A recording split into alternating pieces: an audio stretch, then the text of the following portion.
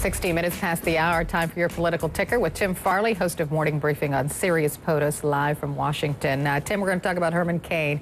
He's still going before the cameras, denying he ever sexually harassed anyone, calling the scandal a smear campaign. He talked to our Robin Meade of HLN, and Cain is now saying he remembers more about one allegation anyway. Let's listen. It started out where she was making some huge claims about sexual harassment. I do recall that she was asking for a large sum of money. I don't remember what that sum of money was, but as the review of this moved forward, that sum of money, my attorney negotiating with her attorney, got less and less and less because her attorney started to figure out she didn't have a valid claim.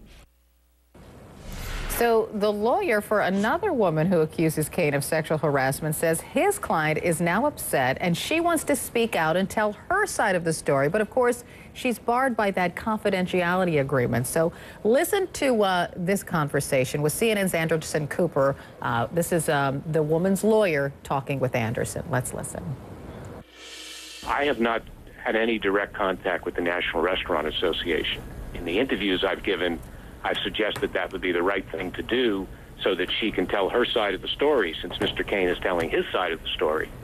And if they agree to that, then I will confer with my client again and see what she wants to do. Ultimately, it's up to her. Okay, so Tim, imagine, if you will, if somehow this woman gets out of this confidentiality agreement and she comes forward and she tells her side of the story. This could get really ugly. It has gotten ugly already, Carol. This is just another shoe waiting to drop.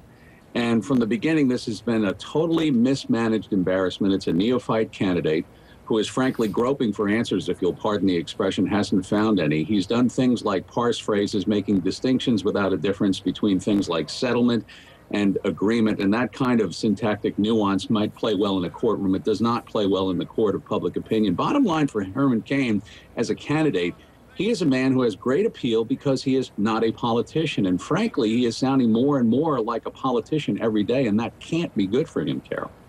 Although Cain says that he raised $400,000 on Monday after the story broke, he seems to have very strong support from some conservatives. So you kind of wonder, is this thing just going to blow over and he's going to be okay in the long run? Maybe it's a good thing, Tim. That's truly a question. I can't imagine that it's that good a thing, because partly he has tried to portray this as a left-wing media conspiracy, and he made an appearance on Fox, and there's been some pretty tough questions coming from there.